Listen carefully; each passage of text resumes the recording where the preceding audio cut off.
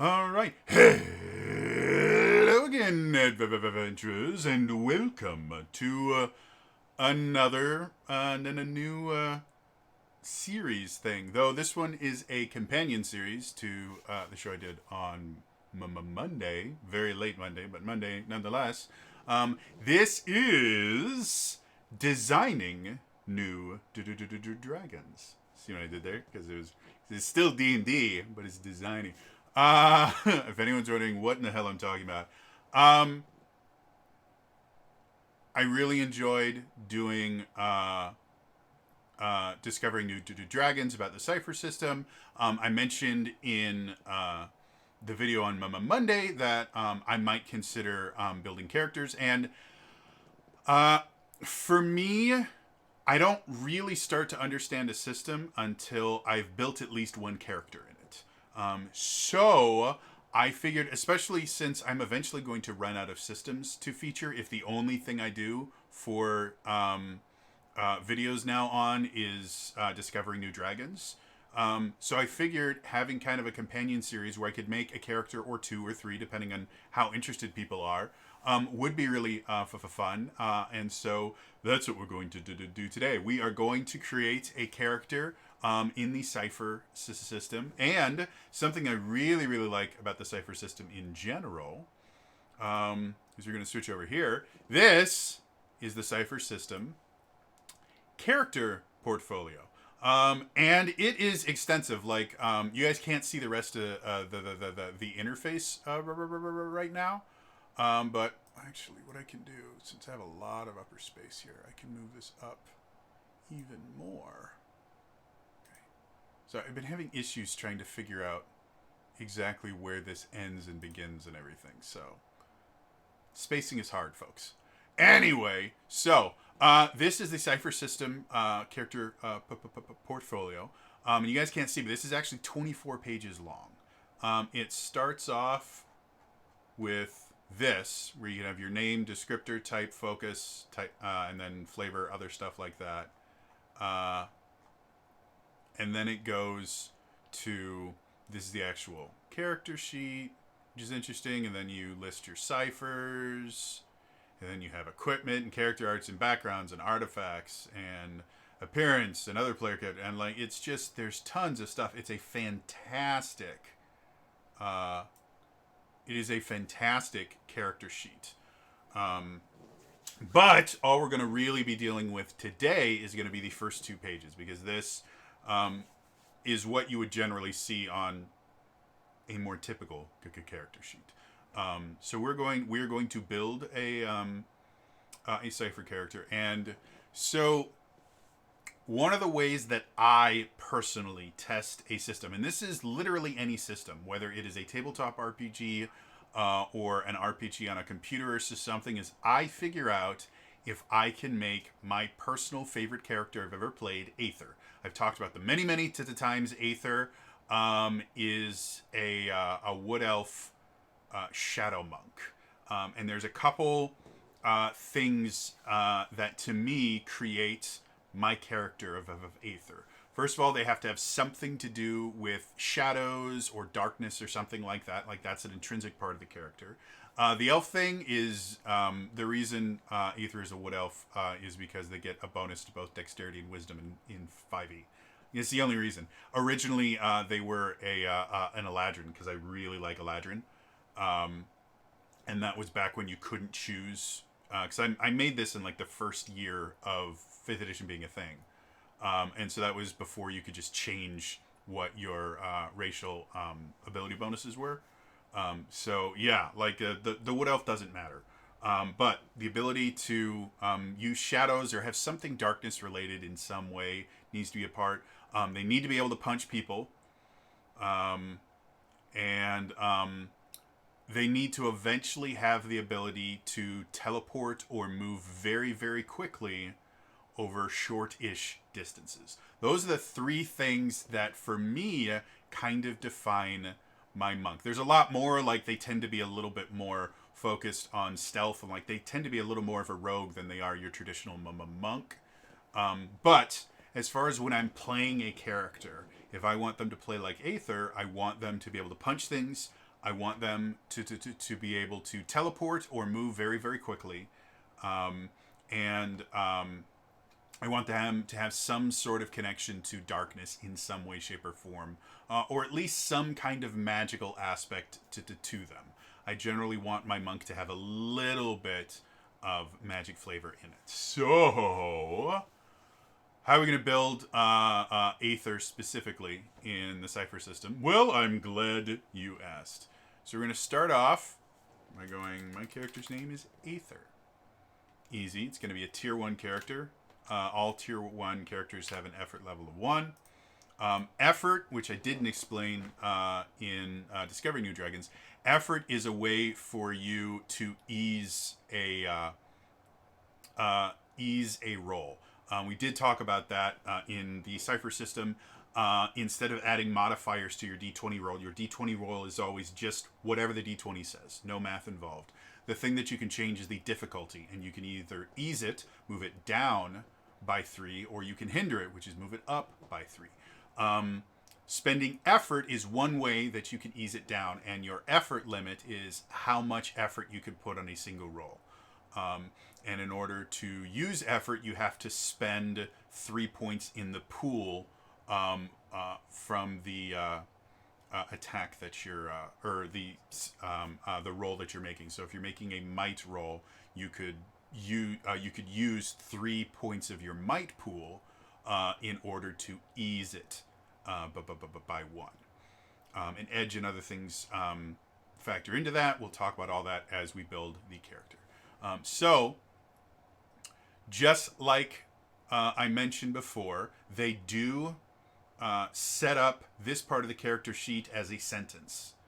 Aether is a descriptor type who focus.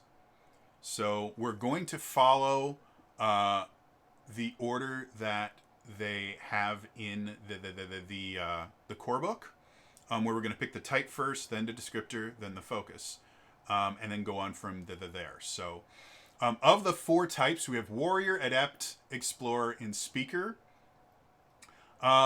Warrior would kind of fit because monks tend to be a little bit more physical. Like they are a martial class. They are designed to be up and in the mix of things. However, and I did do a little pre-planning on this character before I turned on the video, and then when I realized just how much fun I was having, like, oh, I need to start recording this. I decided that an explorer would make a little bit more sense for me personally. And I want to read the actual first, the description of the explorer from the core book.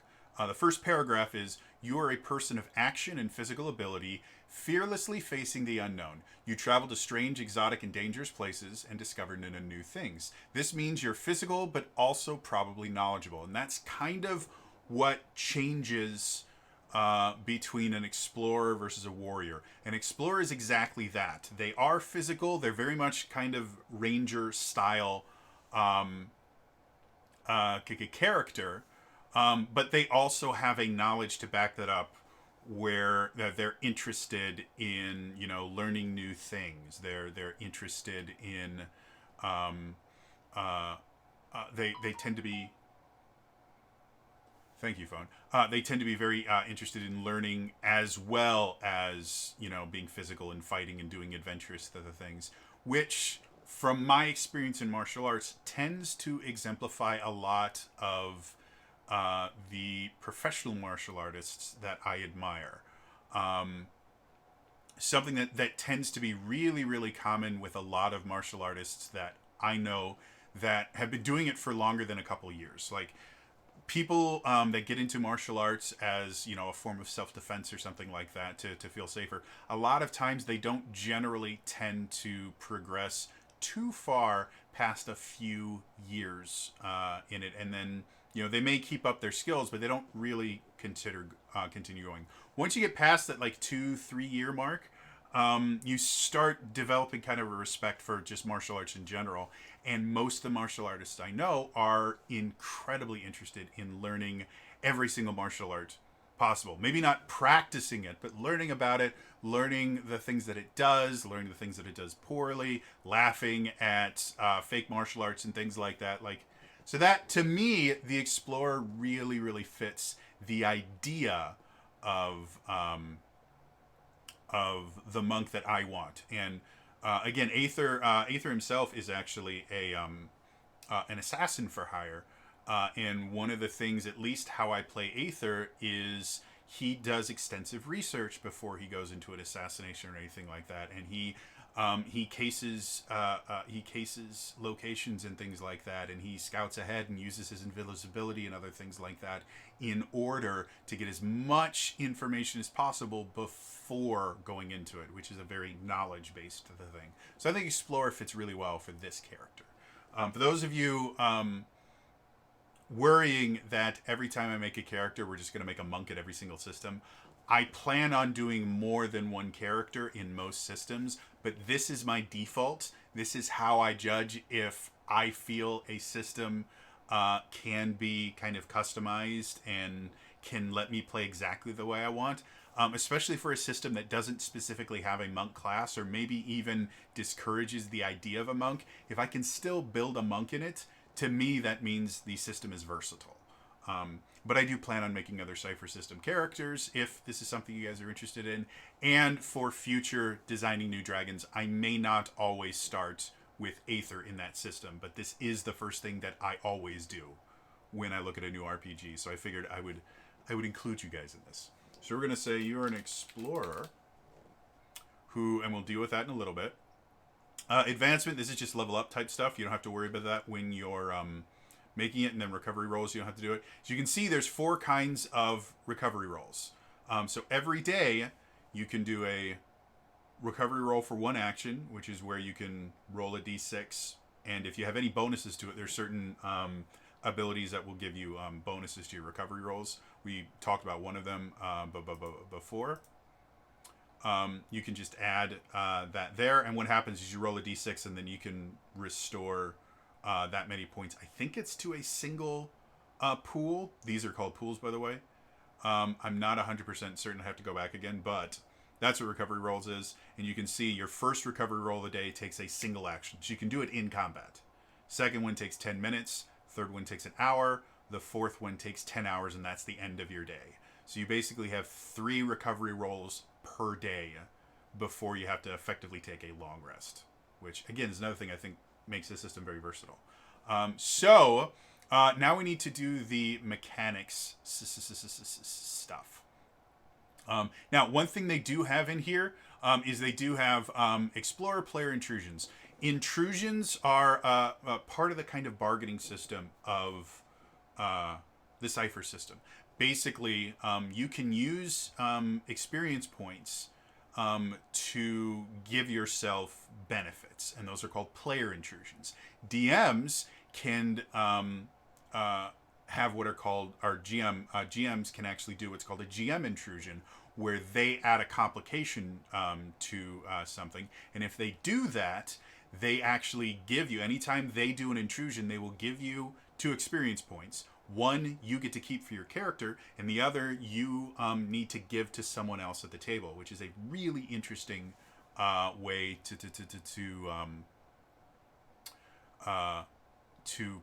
play. So I've always really enjoyed that, and I think it's really interesting part of the system. So one of the things they do for each of the types is they will give you player intrusions that you can just use because this is your type.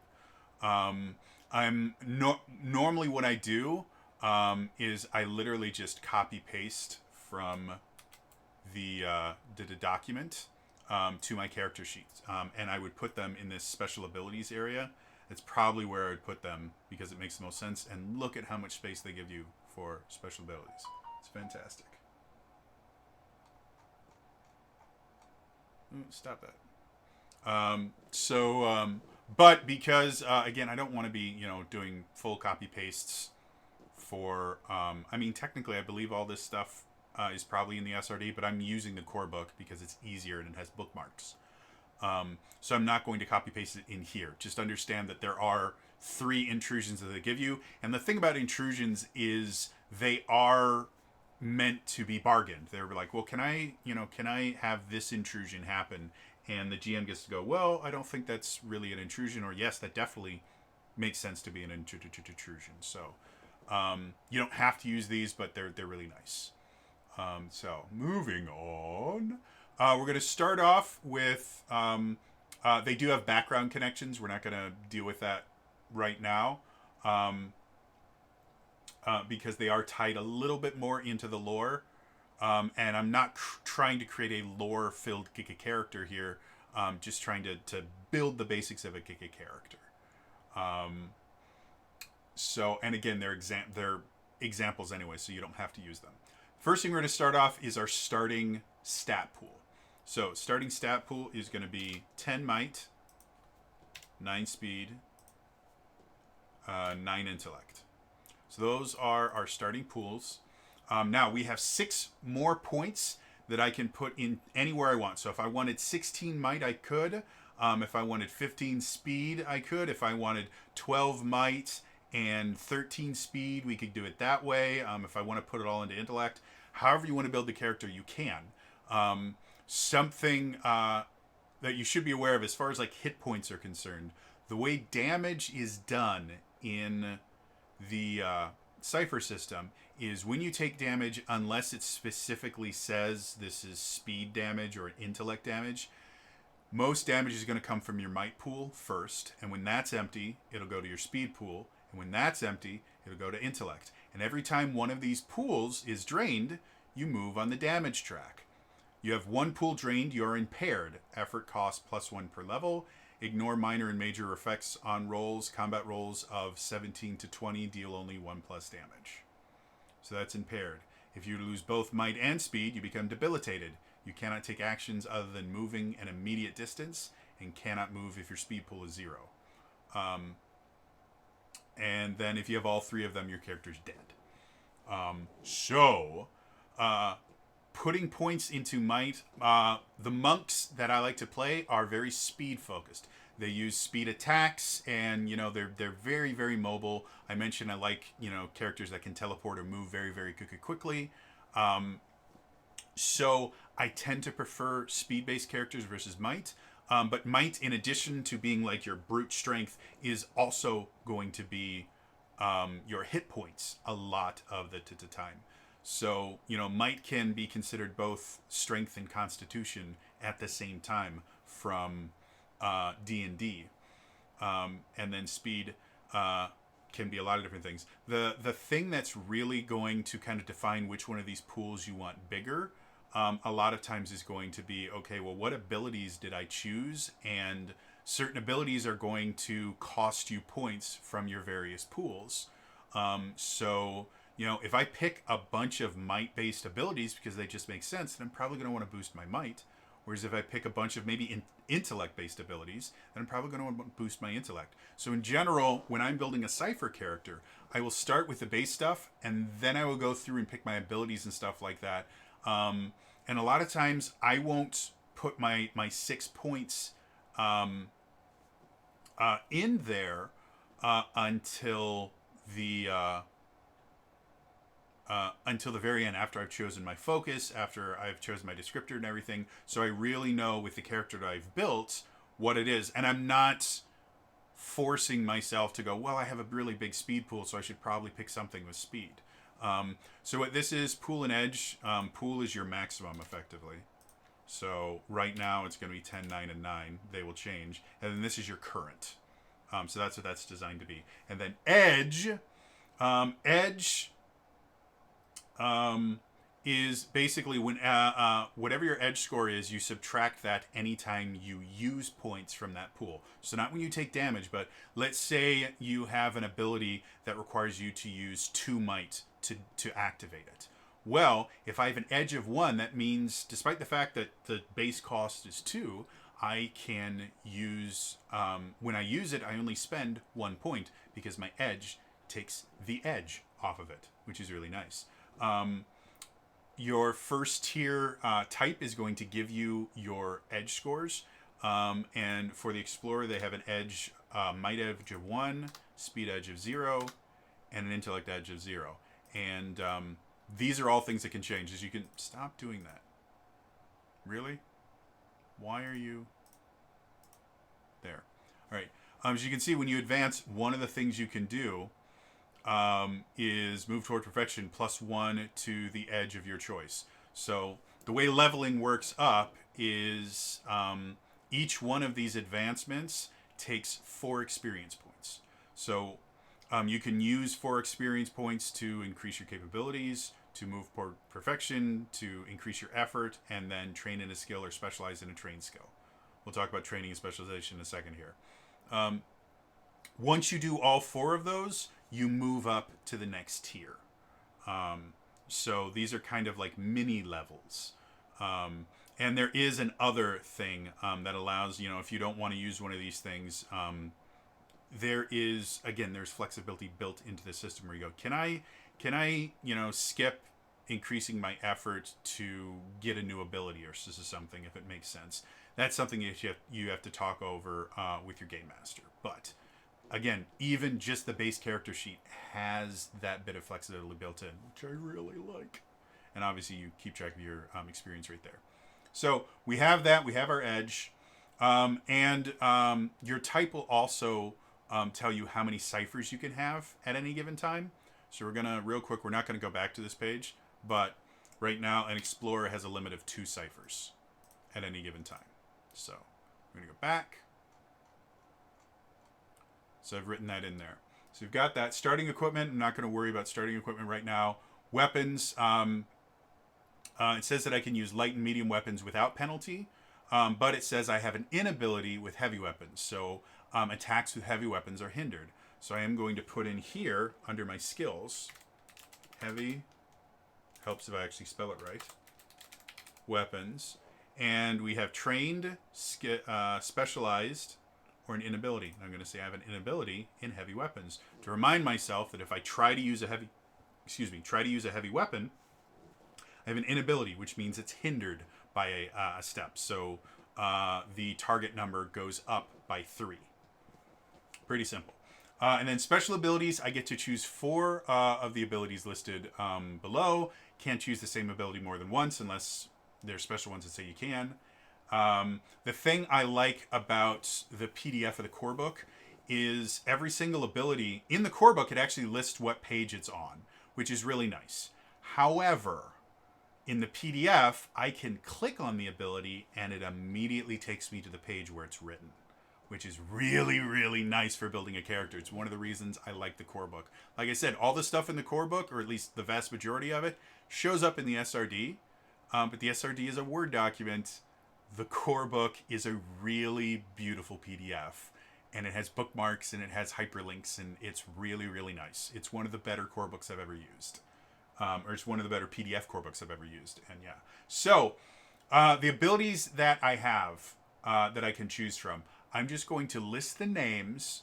And like I said, this part I've done a little bit of pre-planning on, so I know what I'm going to pick. But just to show you kind of the vast amount of differences you can have, the abilities I can choose from here are Block, Danger Sense, Decipher, Endurance, Find the Way, Fleet of Foot, Improved Edge, Knowledge Skills, Muscles of Iron, No Need for Weapons, Physical Skills, Practiced in Armor, Practiced with All Weapons, Surging Confidence, and Trained Without Armor. So, what am I going to do? Well, first things first, I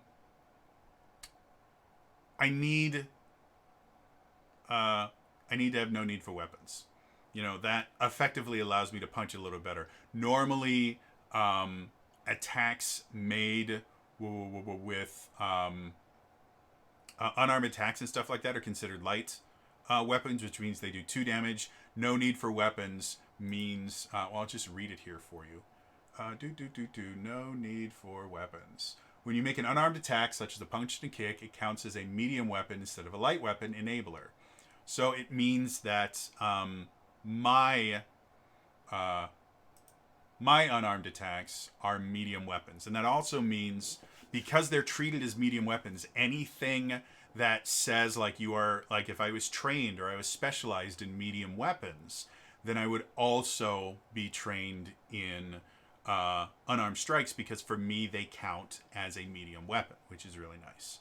So under special abilities, I am just going to put no need for weapons. Again, normally I would copy paste and put the whole thing in there. Again, I don't want to be copying text from something that's technically copywritten, despite the fact that, again, the same text is probably another thing in the SRD. I just don't have it open. But I can also just put here page number. And the page number for this is 166. Super easy, simple. And then the next thing, I just go to the next line. So now I always know that no need for weapons is on page 166 if I need to look it up. But I can just put in my attacks unarmed, strike. Ease hindered. I don't have any eases or hinders any there, but it does do 4 damage. So now I just have that in the system already. Super easy, super fun. So that is my first. I get to choose 4 again. So we have no need for weapons. Improved edge for me is something that I want. Improved edge is literally you can just give yourself, if you have a 0 in an edge, you can turn it into a 1 in an edge. So I'm going to go here and I'm going to go, there we go, improved edge. And I just want to, I want to read it again just to make sure I'm not. Choose one of your edge stats that is 0. It is increased to 1, enabler. And so that's on 151.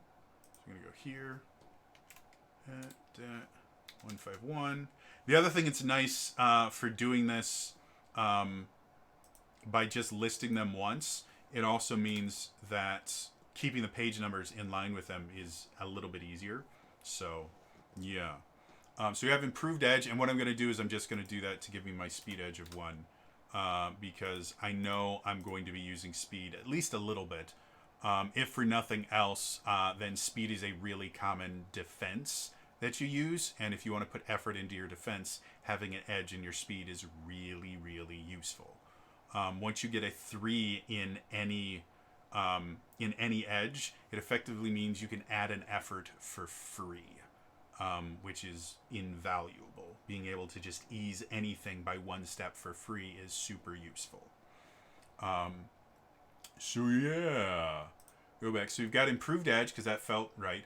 Fleet of foot is another one that to me fits the monk. Monks tend to be hypermobile in most RPGs, in 5th edition specifically. Monks are one of the fastest classes. Their base speed is faster than any other class other than the barbarian. And I mentioned for Aether to feel like Aether, they need to be able to teleport or just move super, super quick and be able to attack with it. The Fleet of Foot specifically is you can move a short distance as part of another action. So I mentioned before, the way that combat works is when you're in combat, most of the time, all the enemies and all of your allies are considered an immediate distance, which immediate distance you can move and make your attack at the same time. However, someone is a short distance away. You have to use your action to move the short distance and you can't do anything else. With Fleet of Foot, I can move a short distance as part of doing something else. And then it also gives me, you can move a long distance as your entire action for a turn. So normally to move a long distance, it takes, you have to put effort into your action to move a long distance. This lets me do it just without doing anything. And then if you apply a level of effort to this ability, you can move a long distance and make an attack as your entire action for a turn, but the attack is hindered, enabler. So that also means that if I wanted to, I could move up to effectively 100 feet and make an attack. It would be hindered, but I'd be able to do that. Which to me sounds like teleportation. Like you could flavor it very easily as, well, when I use Fleet of Foot to do the long thing, that's me teleporting.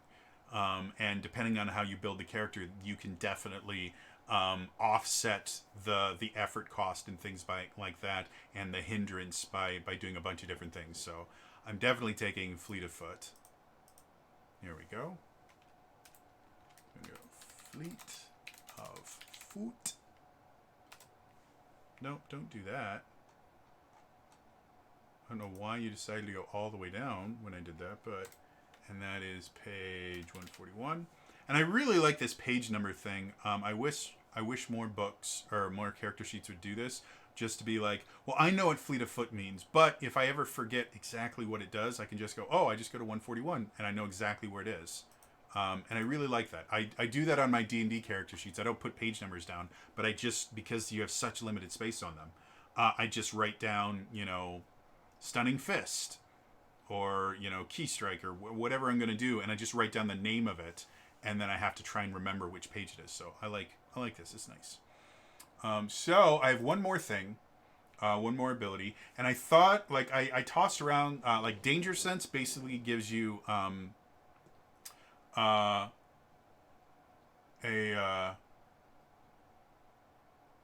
what is it? Let me see. Danger Sense. I'm going to look it up before I say the wrong thing. Danger Sense. Your initiative task is eased, and you pay the cost each time the ability is used. It costs a speed point, but because I have one edge in speed, it would be free. So Danger Sense effectively would mean that I'm just... I'm in combat faster.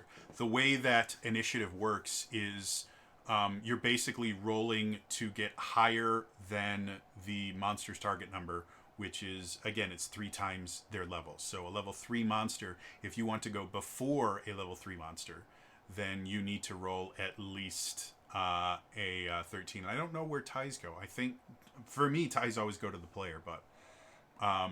So yeah, with Danger Sense, that means, at least for me, I will go, for a level 3 monster, I only have to roll or a level 3 monster would be 9, not 12. For a level 3 monster, I would only have to roll above a 6 to be able to go before them. So I thought about that, but there's another one that just makes a little bit more sense as far as the monk is concerned, which is Trained Without Armor. Because again, another thing that tends to be very common of most monks is they don't use armor, which I'm a big fan of. It's one of the reasons why even in Final Fantasy 1, Black Belt is one of the starting characters. Every time I've played Final Fantasy 1, I've had at least one Black Belt in my party. And the reason I like them is they are massively cheap to outfit. They generally don't wear armor, so when you're spending, all of your money on your fighter to get them all the gear that they need, your monk costs you or your black belt costs you next to nothing. They very rarely use armor, and the few bits of armor that you do get don't tend to be extremely expensive. And once they get to a certain level, weapons really aren't useful. They sell monk weapons, they really aren't that useful for even just mid-level monks, because they just punch really, really hard. Trained Without Armor for me makes sense. What it actually does is you are trained in speed defense tasks when not wearing armor, enabled. So I'm just going to put here. Here we go. Trained Without Armor. And that is page 193. And then what I'm going to do to remember it is I'm going to go speed defense, not wearing armor, and I am trained, which means it is eased by 1 level.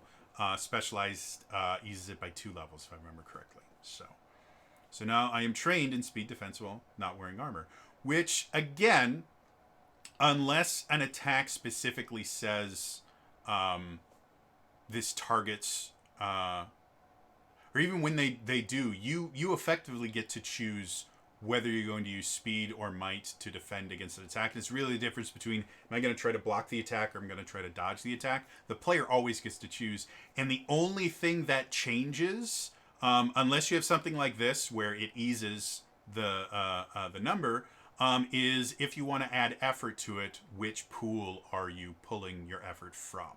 So in this case, if I make speed defense and I want, right now it's already going to be eased by 1 level because I'm trained. And if I add effort to it, that means it's going to be eased by 2 levels. So that would mean, technically, if we're fighting a level 2 creature, and I just really was rolling poorly or whatever because that's what I do, and I can't really afford to take another hit.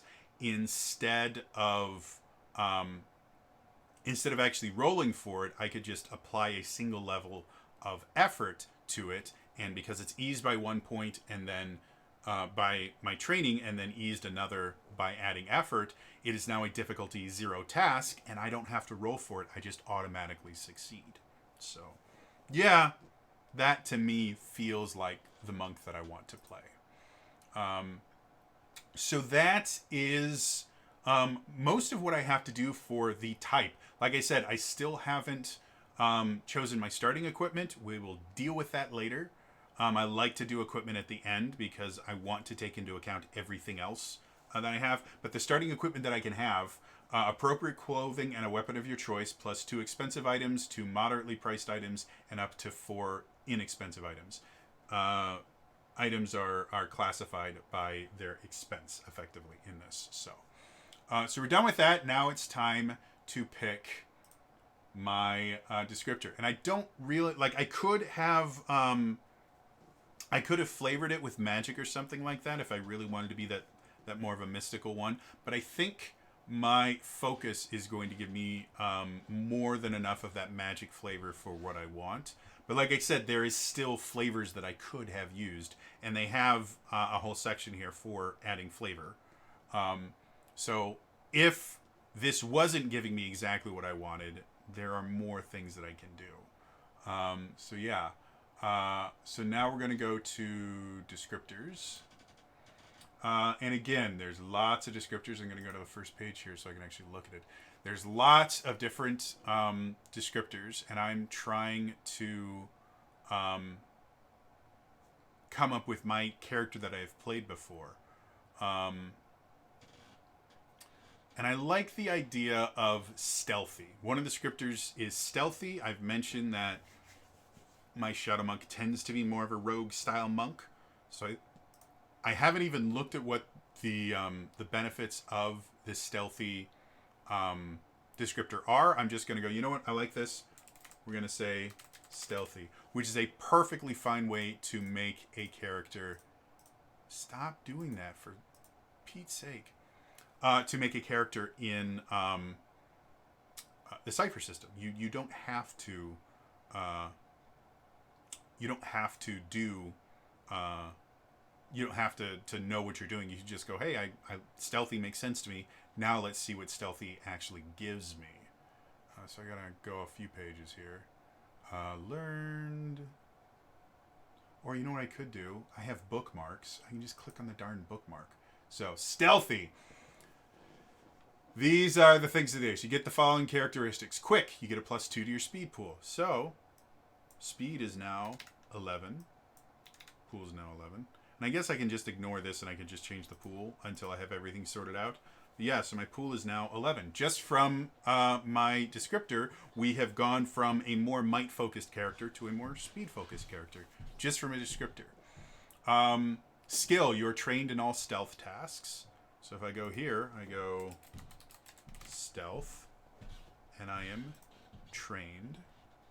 You're trained in all interactions involving lies or trickery. So I'm just going to put lie. Doesn't help me there. Lies or trickery. And I'm trained in that. You're trained in all special abilities involving illusions or trickery. So, specifically special abilities. So this is effectively spells or anything like that. It's not like you just walking up to someone and talking about illusions. If you have an ability that allows you to project an illusion, this means you're trained in it. Or things that involve tricking people, that is also something, but it has to be an ability, not just, telling a lie. You have to have an ability that involves lies, if that makes sense. Special abilities involving illusions or trickery. And I am trained. And this is where you start getting interesting stuff, is this that. This is something that's going to be slightly annoying to me, but whatever. You're sneaky but not fast. All movement-related tasks are hindered. So that's an inability. So movement-related tasks are going to be an inability. And again, there are ways to get around this, but it does create a bit of a contradiction in how the characters is meant is designed to in my mind, which I really like. So yeah, I like conflict and contradictions and things like that. I don't know how I'm going to play off a monk that is also, maybe I'm a clumsy monk. Maybe that's what it is. Whenever I try and do stuff fast, I'm clumsy. So that's funny. And then the last thing you get is an initial link to the starting adventure. We're not going to do that right now because this character does not have a starting adventure yet. But literally, that's how you do your. That's how you add in your descriptor. Like that's all I had to do. Change put in my skills. I'm all set. Now we need to choose our focus. So now again, you can create, like they have rules for how to create your own focus or foci and things like that. What I want is just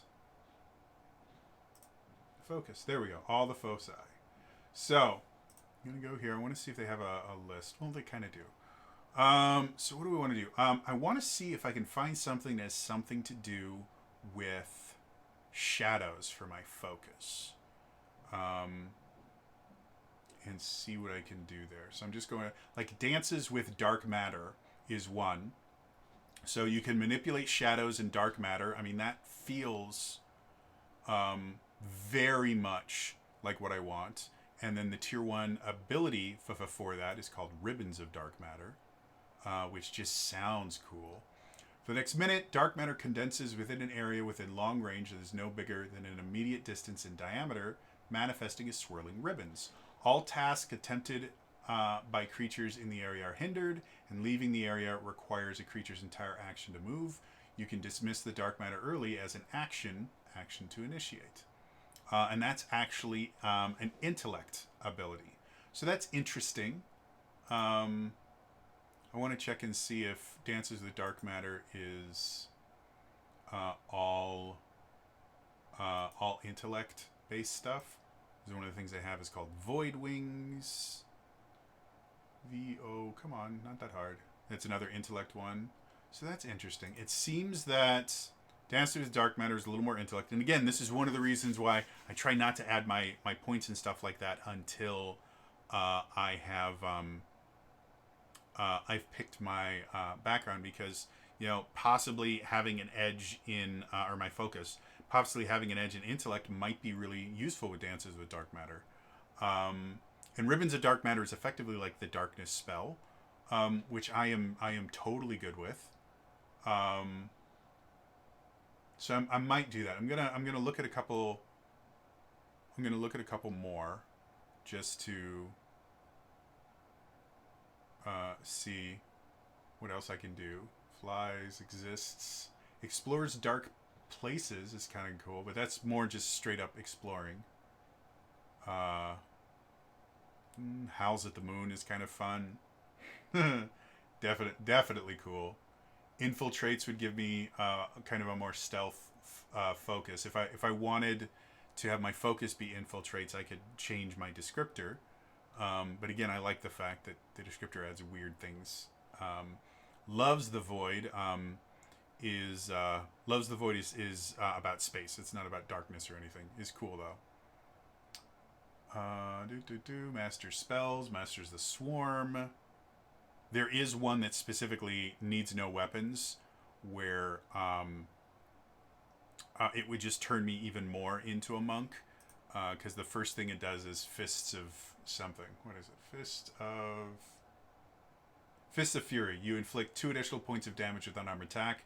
So in addition to them normally doing 4 points, without turning them into heavy weapons, I do an additional 2 points of damage. So now I just punch really hard. And then the other one is Flesh of Stone. Let's see. Flesh of Stone. You have +1 armor if you don't wear physical armor. So this would... Not only am I trained without armor, but now I also have armor when I'm not wearing armor. So that could be cool. That would give me a very stereotypical monk. And just lots more monk type stuff. That would be really cool. So I might... That's another one that I'm thinking about. But I'm really liking that Void one. So beneath Johnny Robber, separates mind from body. And I'm keeping a track on time because I actually have a meeting in a little bit. So I want to make sure I get this done before my meeting so I don't have to end it in the beginning. Throws with deadly accuracy is another one that I just enjoy because I like throwing based characters. You know, dagger, Vax type stuff. Love that stuff. Shreds the walls of the world could be cool. Speed plus phasing gives you a unique ability to evade danger and simultaneously inflict damage. That could very much fit into that teleportation thing. The two tier 1 things. The first one is phase sprint. Let's see what that does.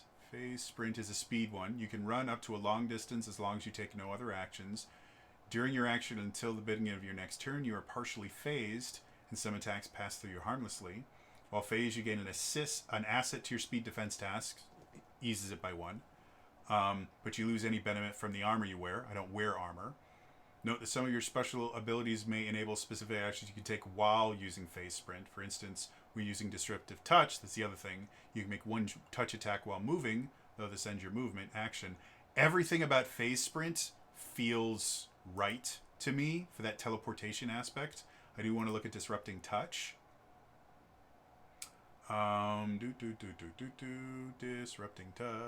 Disrupting touch. Okay, so disrupting touch is a might ability, but I already have an edge in might, so you can turn your phase sprint into a melee attack, purposefully grazing another creature as you run. When you do, the touch releases a violent blast of energy that inflicts 2 points of damage to the target, ignores armor.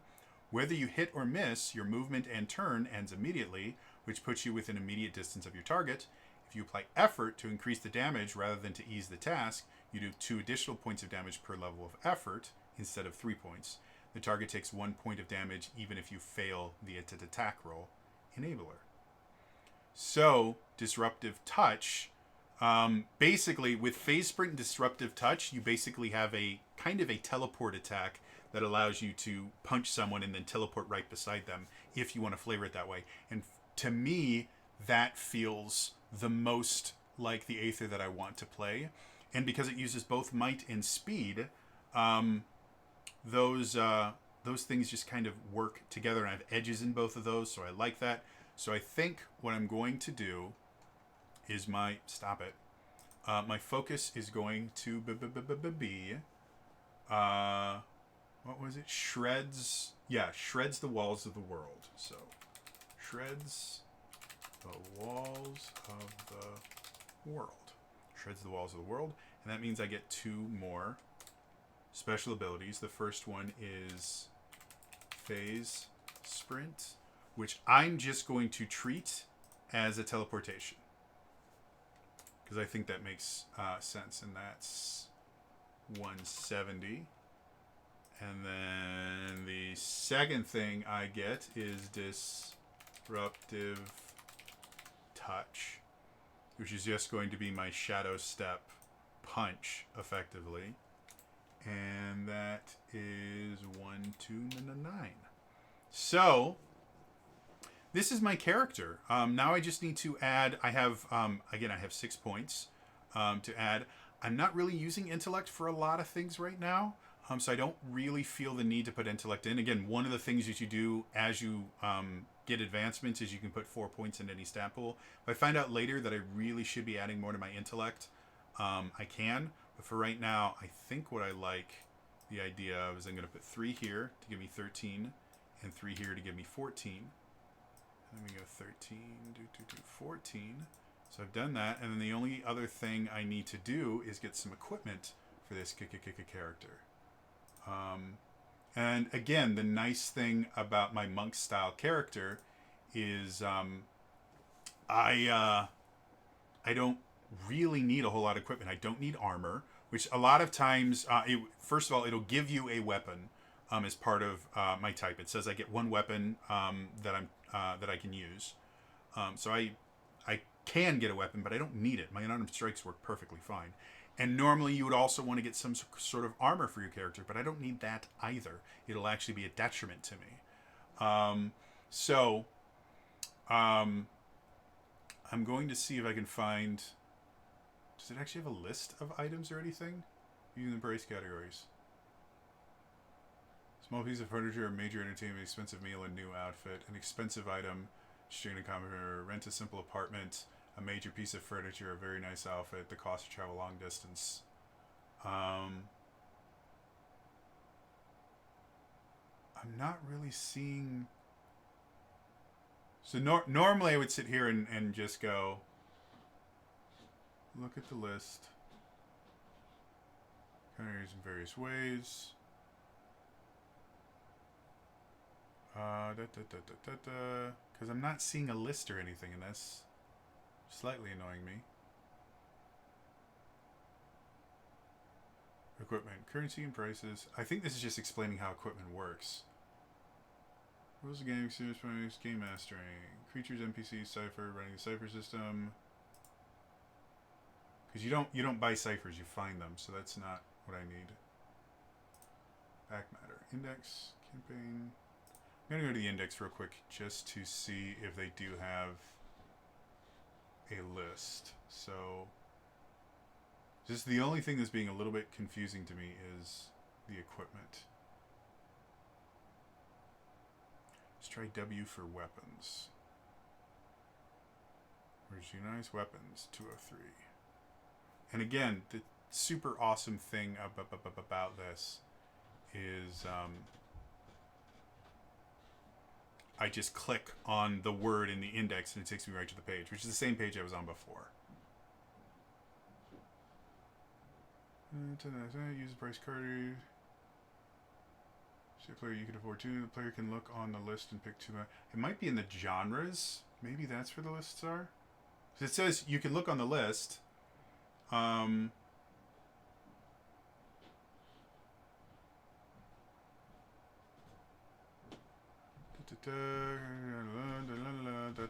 Armor, using armor, weapons. Yeah, I'm going to look in the genre. Again, because this is a fantasy type character, I'm going to actually go to the fantasy genre and see if maybe they have a list there that I'm just not aware of. Oh yeah, so here's additional fantasy equipment. So inexpensive items, moderately priced items, and then expensive items, very expensive items, exorbitant items. So, to go back to my type real quick here. Character, we're going to go to type. No, we're going to go boom. We're going to go explorer. We're going to go next page. And starting equipment, and a weapon of your choice. I'm going to choose a quarterstaff for my weapon because it is it's considered a medium weapon, so I am trained in it. So I'm going to go quarterstaff. Or actually, no, I'm going to say a sai because my character uses sais, which would be a light weapon, and it's going to do 2 damage. And then I get 2 expensive items, 2 moderately priced items, and up to 4 inexpensive items. So let's go back to... So, 2 expensive items. Quarterstaff is 1, armor, bag of heavy tools, bag of light tools. None of the expensive items are really... Because at least in the fantasy list, all it is weapons and armor, none of which I need. So I'm going to just ignore the expensive items, because technically my quarterstaff is an expensive item. Oh, and it's a medium weapon, not a light. Oh yeah, it is a medium, but a sai is what I'm going to call a light weapon. So we'll say like my sai is an expensive item. So a moderately priced item. Backpack and a bedroll, I think are 2 very, very useful things to have. So I'm going to go to... Keep going, come on. And we have my ciphers. And then equipment. I'm going to say a backpack. Stop that. and bedroll, which are both moderates. And then I can have up to 4 inexpensive items. And